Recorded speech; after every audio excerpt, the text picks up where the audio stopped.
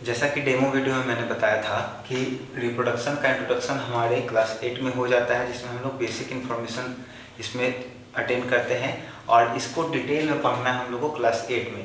तो आज के इस वीडियो में हम लोग डिस्कस करेंगे रिप्रोडक्शन के बेसिक फीचर को, रिप्रोडक्शन कहते किसको हैं, और उसके बाद मैं कोशिश करूँगा कि असेक्सुअल रिप्रोडक्शन में पूरा कंप्लीट कर दूँ इस वीडियो में। और नेक्स्ट वीडियो में हम लोग पूरे अच्छे तरह से समझने का कोशिश करेंगे रिप्रोडक्शन इन प्लांट में, और उसके बाद एक हम लोग का स्पेसिफिक वीडियो बनेगा जिसमें हम लोग ह्यूमन रिप्रोडक्शन को डिटेल में पढ़ेंगे। तो चलिए हम लोग आज के अपने टॉपिक को शुरू करते हैं, जिसमें हम लोग रिप्रोडक्शन को समझेंगे। जैसा कि पिछले वीडियो में मैंने बताया था, रिप्रोडक्शन को हम लोग इस तरह से लिख सकते हैं, रिप्रोडक्शन, ठीक है। उसमें वर्ड मीनिंग का थोड़ा सा इशू हो गया था, वीडियो में वर्ड मीनिंग का इशू हो तो आप थोड़ा सा उसमें सुधार लीजिएगा, वो कोई बहुत बड़ी बात नहीं है। तो क्या मैंने बताया था कि री का मतलब होता है फिर से, अगेन, और प्रोडक्शन मतलब होता है मेकिंग, है ना। तो रिप्रोडक्शन को हम लोग कैसे डिफाइन कर सकते हैं? This is a biological process in which any organism produce या gives young one similar to themselves, ठीक है। यह एक बायोलॉजिकल प्रोसेस है जिसमें कोई भी ऑर्गेनिज्म अपने जैसे जीवों को जन्म देता है, वो क्या कहलाता है? रिप्रोडक्शन कहलाता है। और मैंने आपको बताया था कि रिप्रोडक्शन क्या होता है, दो तरीका से हो सकता है। रिप्रोडक्शन मतलब बच्चे को जन्म देने का दो तरीका होता है, एक होता है असेक्सुअल रिप्रोडक्शन और दूसरा होता है सेक्सुअल रिप्रोडक्शन, जिसमें हम लोग आज असेक्सुअल रिप्रोडक्शन को डिटेल से पढ़ेंगे, जो कि हम लोग का कॉमन होगा, आपका प्लांट में भी होगा और एनिमल में भी होगा, ठीक है। तो चलिए थोड़ा सा इसको देख लेते हैं। मैंने क्या बताया था कि रिप्रोडक्शन एक लिविंग बीइंग के लिए, इंडिविजुअल के लिए एक इम्पॉर्टेंट फीचर नहीं होता है। इम्पॉर्टेंट फीचर नहीं होता है कहने का मतलब है कि रिप्रोडक्शन अगर कोई इंसान नहीं करे तो वो मर नहीं सकता है, वो जिंदा रहेगा। क्योंकि जिंदा रहने के लिए क्या चाहिए? सांस लेना जरूरी है, खाना खाना जरूरी है, ठीक है। रिप्रोडक्शन ऐसा कोई रिक्वायरमेंट नहीं है कि आदमी रिप्रोडक्शन नहीं करे तो फिर वो मर जाएगा, ठीक है। तो आखिर रिप्रोडक्शन का फायदा क्या होता है? रिप्रोडक्शन क्यों करता है कोई भी ऑर्गेनिज्म? इसका मैंने बताया था पिछले वीडियो में। रिप्रोडक्शन का बेसिक फीचर क्या है कि ये स्पीसीज की कंटिन्यूटी को बनाए रखने में क्या करता है? मदद करता है, और जनरेशन में वेरिएशन लाता है अगर वो सेक्सुअल रिप्रोडक्शन कर रहा है तो, ठीक। तो हम लोग यहाँ पे रिप्रोडक्शन को डिफाइन करेंगे। डेफिनेशन लिखने का बहुत सारा अलग अलग तरीका हो सकता है, ऐसा नहीं कि जो मैं लिख रहा हूँ आप वही लिखें, आप अपना भी डेफिनेशन बना सकते हैं, बस उसका मीनिंग नहीं बदलना चाहिए। तो रिप्रोडक्शन का मीनिंग क्या होता है? अपने जैसे सिमिलर, है ना, बच्चों को जन्म देना क्या कहलाता है? रिप्रोडक्शन कहलाता है। अब इसमें आप जो भी इसको फैंसी बनाने के लिए सजा सकते हैं तो सजा दीजिए। तो आंसर राइटिंग का हम लोग तरीका भी यहाँ पे देखते जाएंगे। आंसर राइटिंग का सबसे बेस्ट तरीका क्या है? पॉइंट लिखिए, उसको अंडरलाइन करिए, उसके बाद लाइन ब्रेक करके यहाँ से लिखना शुरू करिए। इससे आपका आंसर क्या होगा? अट्रैक्टिव दिखेगा और आपको काफी अच्छे मार्क्स आ सकते हैं एग्जाम में, है ना।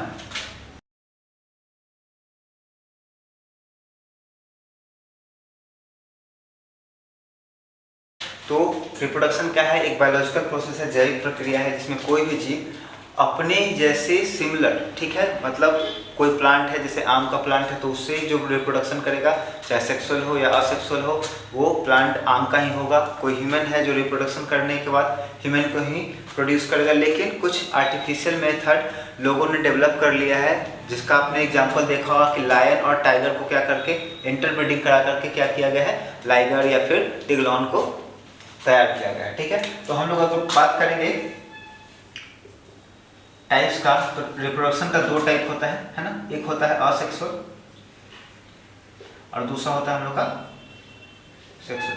आप साथ में नोट्स भी कंप्लीट करते चल सकते हैं, नहीं तो जो भी वीडियो मैं बना करके अपलोड करूंगा उसका पीडीएफ आपको कुछ दिनों में हमारे टेलीग्राम चैनल पे मिल जाएगा जरूर से ही, और उसका लिंक मैं डिस्क्रिप्शन में डाल दूंगा। अगर कोई टॉपिक आपको समझ में नहीं आए तो आप कमेंट बॉक्स में आकर कमेंट कर सकते हैं, मैं उसे डिटेल से फिर से अलग से एक्सप्लेन कर दूंगा। लेकिन मैं कोशिश करता हूँ कि मैक्सिमम जितना हो सके मैं आपको क्लियर कर दूँ ताकि कोई प्रॉब्लम ना रह जाए, ठीक है। तो टाइप्स में बात करेंगे, दो तरह का रिप्रोडक्शन होता है। एक तरीका होता है असेक्सुअल और दूसरा होता है सेक्सुअल, ठीक है। तो इसमें देखिए क्राइटेरिया कैसे, हम पहचाने कैसे, ठीक है। तो एक होता है गैमीट का फॉर्मेशन,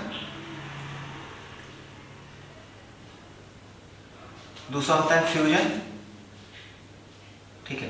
तो गैमीट का फॉर्मेशन असेक्सुअल में हम लोग का नहीं होगा। अगर बाय चांस कभी हो भी गया, अगर बाय चांस असेक्सुअल रिप्रोडक्शन में कभी गैमीट का फॉर्मेशन हो गया तो उसका फ्यूजन नहीं होगा, एकदम कंफर्म फ्यूजन नहीं होगा, तब वो क्या कहलाएगा? असेक्सुअल रिप्रोडक्शन कहलाएगा। इसमें एक और खास बात क्या है कि असेक्सुअल रिप्रोडक्शन में ना सिंगल पेरेंट इन्वॉल्व होते हैं,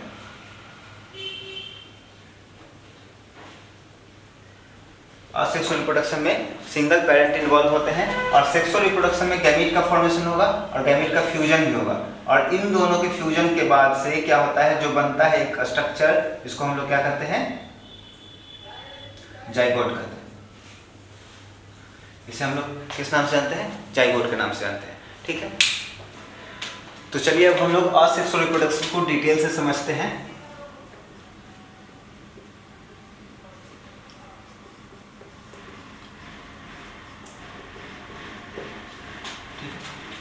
इसको अंडरलाइन करके हम लोग इसी तरह से लाइन ब्रेक करके लिखेंगे। तो असेक्सुअल रिप्रोडक्शन को डिफाइन करना है, आपसे कोई पूछ दे व्हाट इज असेक्सुअल रिप्रोडक्शन, तो हम लोग इसको इस तरह से एक्सप्लेन कर सकते हैं कि this is a type of reproduction, है ना, रिप्रोडक्शन का टाइप है। तो हम लोग का आंसर राइटिंग का इस तरह से जाएगा step, this is the type of reproduction in which single parent produce young one without the fusion और फॉर्मेशन ऑफ गैमेट्स। ठीक है, विदाउट द फ्यूजन और फॉर्मेशन ऑफ गैमेट। तो हम लोग इसमें कह सकते हैं कि असेक्सुअल रिप्रोडक्शन एक रिप्रोडक्शन का प्रकार है जिसमें कोई भी जीव, ठीक है, बिना युग्मकों के, गैमेट को हम लोग क्या कहते हैं हिंदी में, युग्मक, तो बिना युग्मकों के संश्लेषण मतलब फॉर्मेशन और उसके संलयन मतलब फ्यूजन, तो बिना उनके संश्लेषण मतलब फॉर्मेशन और फ्यूजन के बिना ही क्या कर ले, नए ऑर्गेनिज्म को, नए जीव को उत्पन्न कर दे। और इसमें जनरली क्या होता है, देखा जाता है कि सिंगल पेरेंट इसमें इन्वॉल्व होता है, दो पेरेंट नहीं होता है, क्योंकि गैमेट तो बन नहीं रहा है, तो दो पेरेंट का इसमें कोई यूज नहीं है। तो हम लोग इसको ऐसे ही लिखेंगे।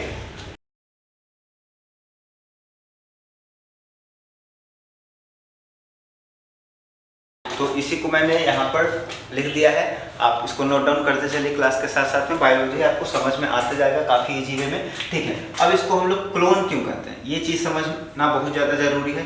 क्लोन क्यों कहते हैं और इमॉर्टल क्यों कहते हैं, इस दोनों टॉपिक को मैं एग्जाम्पल के साथ क्लियर करूँगा ताकि आपको ज़्यादा बढ़िया से क्लियर हो जाए। आप इसको लिख भी सकते हैं बाद में। देखिए क्लोन क्यों कहते हैं, जैसे मान लीजिए हम एग्जाम्पल लेते हैं अमीबा का। ठीक है, ये अमीबा है, ठीक है, ये अमीबा क्या किया है, खुद को सेल डिवीजन किया, सेल डिवीजन करके ये खुद को तोड़ लिया है दो छोटे छोटे पार्ट में, और दोनों ये पार्ट क्या है, इंडिविजुअल पार्ट है।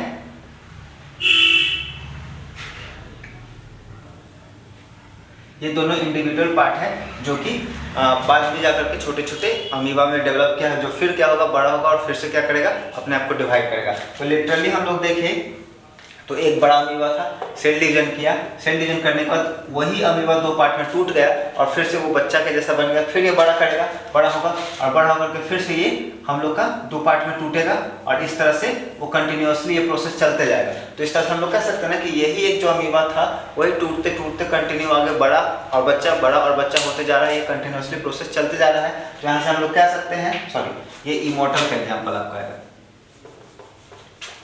ये इमॉर्टल का आपका एग्जाम्पल आएगा।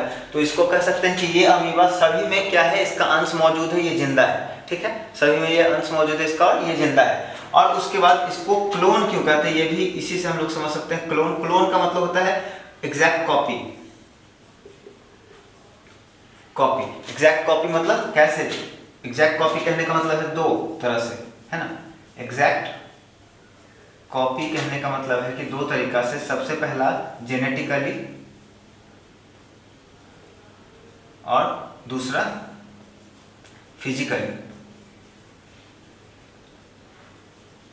जेनेटिकली कहने का मतलब है कि जो ऑर्गेनिज्म है उसमें कोई भी उसके जीन में बदलाव ना हो, और फिजिकली मतलब देखने में भी वो क्या हो, सिमिलर हो। तो जैसे बात करें हम लोग कि एक रोज का प्लांट है जिसका हम लोगों ने ना क्या किया है, स्टेम कटिंग करके एक नया जगह पे उसके क्या कर दिया है, लगाने का कोशिश किया, प्लांटेशन किया है। तो जब इस रोज के स्टेम कटिंग को कर करके हम लोगों ने लगाया है, फिर से वहाँ से एक नया गुलाब का पौधा हो गया, तो इसमें क्या हुआ, कोई दूसरा पेरेंट इन्वॉल्व नहीं हुआ। ठीक है, जो पेड़ का पहले से जीन मौजूद था वही जीन नए पौधे में भी मौजूद रहेगा। ठीक है, और पेड़ बड़ा होकर के पहले के जो गुलाब था उसी के जैसा दिखेगा। तो दोनों बात प्रूफ हो जाता है। एग्जैक्ट कॉपी या क्लोन क्यों कहते हैं, क्योंकि जो नया ऑफस्प्रिंग, जो नया बच्चा जन्म लेता है वो अपने पेरेंट्स से जेनेटिकली और फिजियोलॉजिकली दोनों तरह से क्या होता है, सिमिलर होता है, और यही वजह होता है जिसकी वजह से उसको हम लोग क्या कहते हैं, क्लोन कहते हैं। तो असेक्सुअल रिप्रोडक्शन में ये दोनों टॉपिक बहुत ही ज़्यादा इंपॉर्टेंट है। आपसे एग्जाम में भी या ओरल में भी या वाइवा में भी पूछा जा सकता है कि why the asexually reproducing organism are called clone. तो क्लोन इसलिए कहते हैं क्योंकि सिंगल पैरेंट भी क्या करता है, खुद को डिवाइड करते जाता है और उसी का कुछ ना कुछ क्या होता है, पार्ट नेक्स्ट जनरेशन में बचा रहता है और फिर वो डेवलप करता है। तो इसको हम लोग क्या कहते हैं, इमॉर्टल कहते हैं। कभी मरा ही नहीं, यही मौजूद है यहाँ तक, तो ये मरा नहीं। क्लोन क्यों कहते हैं? क्लोन कहने के पीछे दो वजह है कि जो नया बच्चा जन्म लिया है, जो नया ऑफस्प्रिंग प्रोड्यूस हुआ है, वो जेनेटिकली और फिजियोलॉजिकली मतलब शरीर से भी और उसके अंदर का जो जीन है उससे भी क्या हो, वो सेम हो। जैसे कि कोई बच्चा जन्म लेता है हम लोग के घर में, तो उसको देख करके चेहरा उसका मिला जाता है ना, ये बच्चा अपने माँ जैसा दिख रहा है, बच्चा अपने पापा जैसा दिख रहा है। तो उसके पीछे वजह यही होता है कि हम लोग उसमें जेनेटिकली सिमिलैरिटी देखते हैं, सॉरी फिजिकली उसमें सिमिलैरिटी देखने की कोशिश करते हैं, लेकिन जेनेटिकली वो क्या होता है, कुछ ना कुछ अपने मम्मी पापा से क्या होता है, वो डिसिमिलर होता है क्योंकि ब्लेंडिंग हो जाता है। उसमें जीन में कुछ ना कुछ वेरिएशन आता है क्योंकि मम्मी का एक अलग जनरेशन का जीन आ रहा है, पापा का एक अलग जनरेशन का जीन आ रहा है, जिसकी वजह से उसमें वेरिएशन हो जाता है। अब हम लोग यहाँ पे समझने की कोशिश करेंगे टाइप ऑफ असेक्सुअल रिप्रोडक्शन का। असेक्सुअल रिप्रोडक्शन का कुछ बेसिक टाइप है जो कि लोअर ऑर्गेनिज्म में जैसे अमीबा, बैक्टीरिया, पैरामीशियम इस सब में पाया जाता है। उसके बाद फिर हम लोग प्लांट का असेक्सुअल रिप्रोडक्शन देखेंगे जिसको हम लोग वेजिटेटिव प्रोपागेशन या फिर वेजिटेटिव रिप्रोडक्शन कहते हैं। तो अब हम लोग मूव करेंगे अपने नेक्स्ट टॉपिक पे जो है हम लोग का है टाइप्स ऑफ सेक्सुअल। देखिए ये बेसिक फीचर है जिसमें बहुत सारे लोअर ऑर्गेनिज्म में ये देखने को मिलता है। मैं यहाँ पे नाम मेंशन कर दूंगा और यहाँ पे मैं बोल करके एक्सप्लेन कर दूंगा। आप अगर सुन करके नोट्स कर सकते हैं तो बहुत अच्छी बात है, नहीं कर सकते हैं तो आपको टेलीग्राम पे नोट्स मिल जाएगा, उसके लिए परेशान ना हो। तो जैसे सबसे पहला होता है बाइनरी फ्यूजन, या फिर हम लोग फ्यूजन कर सकते हैं। फ्यूजन और फ्यूजन हम लोग का दो तरह का होता है, एक होता है बाइनरी और एक होता है मल्टीपल। दूसरा होता है हम लोग का फ्रैगमेंटेशन, तीसरा होता है बर्डिंग, फोर्थ होता है हम लोग का स्पोर फॉर्मेशन,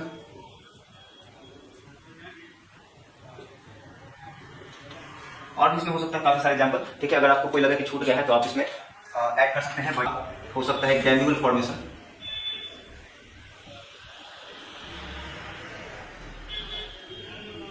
जैसे जैसे आप हायर क्लासेस में बढ़ते जाएंगे आपका टाइप भी बढ़ते जाएगा। तो अभी के लिए इतना सफिशिएंट है। मैं सबका एक एग्जांपल देते जाऊंगा और यहाँ पे एग्जांपल को मैं नाम मेंशन कर दूंगा, डिफाइन कर दूंगा कि क्या होता है। ठीक है, हाँ, एक रीजनरेशन होता है। फ्यूजन का मतलब होता है टूटना। ठीक है, अगर आपको मतलब समझ में आ जाएगा तो आप इसको डिफाइन भी कर लेंगे। तो फ्यूजन का मतलब होता है टूटना। तो अगर कोई ऑर्गेनिज्म टूट करके जब दो पार्ट में टूट रहा है तो बाइनरी फ्यूजन, और बहुत सारे पार्ट में टूट रहा है तो मल्टीपल फ्यूजन। तो जो मैंने अमीबा का एग्जांपल दिया था आपने उसमें देखा होगा कि अमीबा दो पार्ट में टूट रहा था, तो उसका हम लोग का एग्जांपल हो जाएगा बाइनरी फ्यूजन।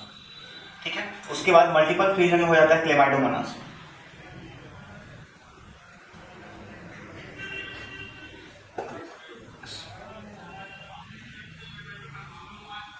बहुत सारे पार्ट में टूट जाता है। तीसरा हम लोग का होता है फ्रेगमेंटेशन। देखिए फ्यूजन जो होता है एक नेचुरल प्रोसेस है जिसमें कोई भी लोअर ऑर्गेनिज्म क्या होता है, बड़ा होता है, बड़ा होकर के खुद को छोटे छोटे टुकड़ों में तोड़ लेता है। वो दो हो सकता है तो मल्टीपल हो सकता है। फ्रेगमेंटेशन क्या होता है कि वाटर में भी जो कुछ प्लांट होते हैं जैसे कि एल्गी हो गया, स्पाइरो वगैरह हो गया, ये सब पानी में रह रहे हैं, वाटर के करंट कभी क्या हुआ किसी वजह से बढ़ गया है तो वो क्या होगा, टूट गए। अब टूट गया जैसे मान लीजिए ये स्पाइरो वगैरह था, ठीक है, स्पाइरो वगैरह था और वाटर करंट की वजह से इसका पार्ट टूट करके अलग हो गया। अब ये पार्ट जिस जगह पे जाकर के गिरेगा ना, वहां से एक नया क्या होगा, ऑर्गेनिज्म ग्रो करेगा। और इसका एग्जांपल मैं यहाँ पे ले देता हूँ स्पाइरो वगैरह।